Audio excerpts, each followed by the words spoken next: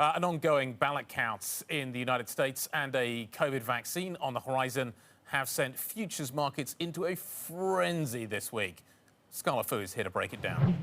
Guy, we had a mixed week in the cash market, and that's reflected in the futures market as well, although the moves here in futures are amplified compared to the cash market. S&P, Dow, and Russell 2000 futures moving more than in the cash market.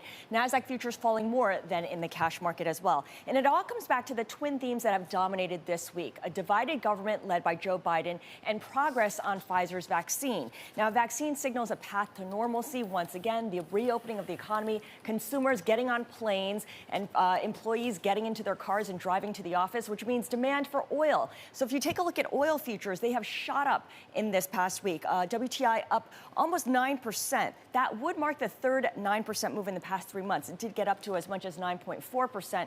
But keep in mind that in two of the previous spikes we had seen over that 3-month period, they were followed by big declines of 8% and 10% in consequent weeks. So something just to keep in mind there. Something else that's come up a lot, of course, is the collapse of the VIX futures curve.